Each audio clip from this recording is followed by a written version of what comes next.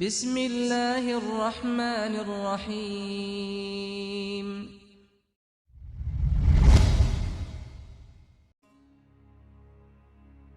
السلام علیکم ناظرین، ایک صحابی حضور صلی اللہ علیہ وآلہ وسلم کے پاس آئے اور اپنا ایک واقعہ، اپنا ایک مسئلہ بیان کرتے ہوئے فرمایا کہ میرا پڑوسی ہے، اس کے کھجور کا درخت میرے گھر کی دیوار کے ساتھ ہے، اور جب درخت پر پھل لگتا ہے تو اس میں سے جو شاخیں میرے گھر کے اندر کی طرف ہیں، ان شاخوں پر لگی کھجوریں ٹوٹ کر جب میرے صحن میں گرتی ہیں تو میرے بچے اٹھا لیتے ہیں۔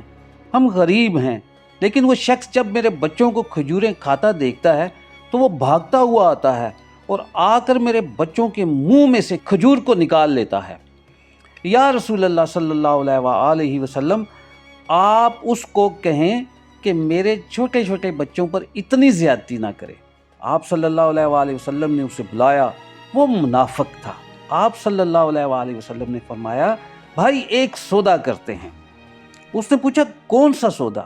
آپ صلی اللہ علیہ وآلہ وسلم نے فرمایا، یہ کھجور کا درخت مجھے دے دو اور اس کے بدلے میں تمہیں جنت میں کھجور کا درخت لے کر دوں گا۔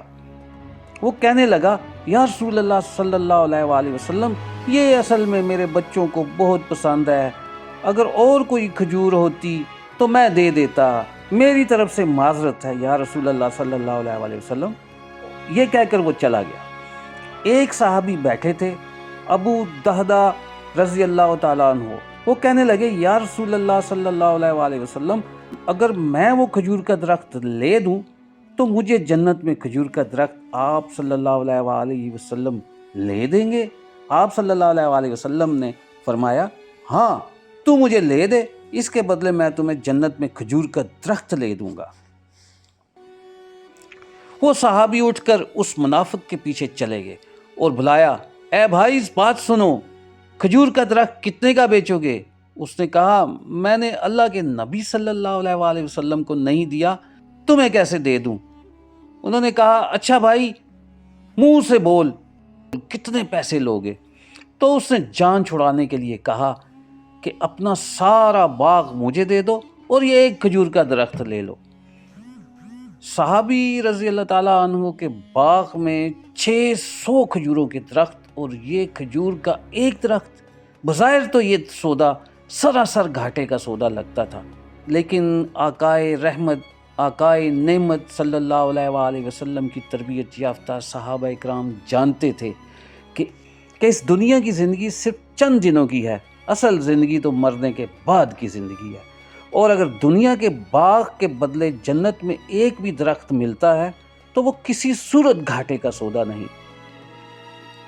لہٰذا صحابی رسول صلی اللہ علیہ وآلہ وسلم نے اس دنیا دار منافق کو کہا کہ اپنے کہے پر پکے ہو، سودے سے پھرو گے تو نہیں؟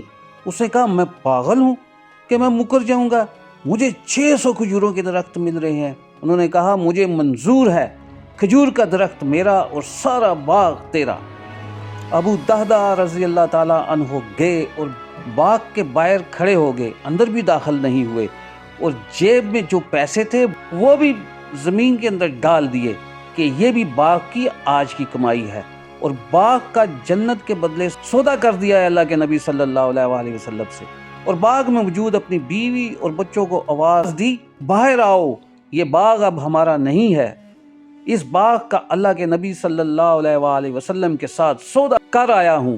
بیوی نے جب اللہ کے نبی صلی اللہ علیہ وآلہ وسلم کا نام سنا تو وہ بھی بچوں کو لے کر باغ سے باہر آ گئیں اور کہا، تم نے بہت خوبصورت سودا کیا۔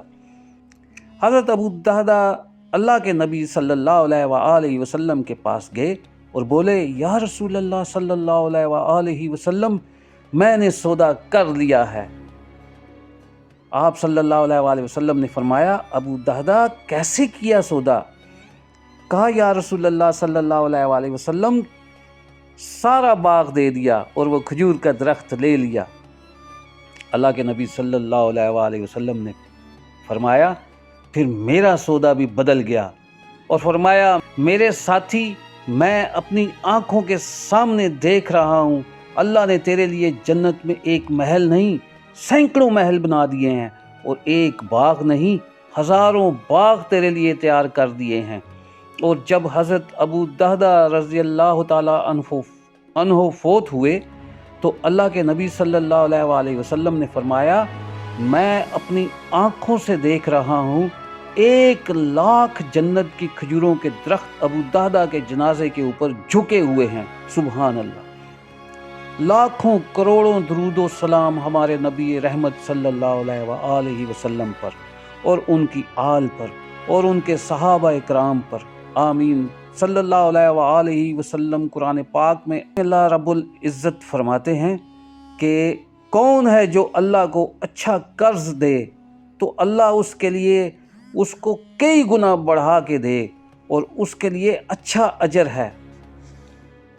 ناظرین، اس پرفتن دور میں جہاں ہر پل دنیا میں یا آپ کے ارد گرد آپ کے سکون کو غارت کر دینے والے واقعات پیش آ رہے ہیں، جن کو سن کر، دیکھ کر، محسوس کر کے آپ کی پرامن پرسکون زندگی میں طوفان برپا ہو جاتا ہے، بے سکونی پیدا ہو جاتی ہے، آپ کو ٹینشن ہونے لگتی ہے، آپ کا بلڈ پریشر بڑھ جاتا ہے۔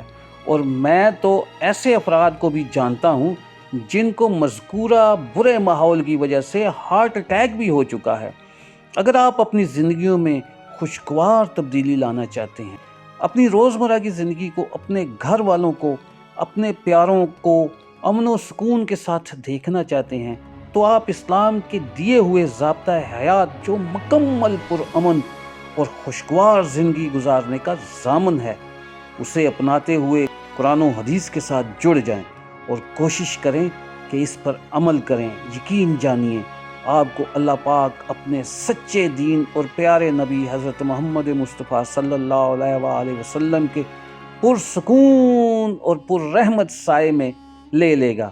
اللہ پاک ہمیں دین کو سمجھنے کے لیے اس کی تعلیمات پر عمل کرنے کی توفیق عطا فرمائے، آمین۔ آخر میں چودھری عامر شہزاد کو اجازت دیجیے۔ اپنا اور اپنے پیاروں کا خیال رکھیں۔ اللہ حافظ۔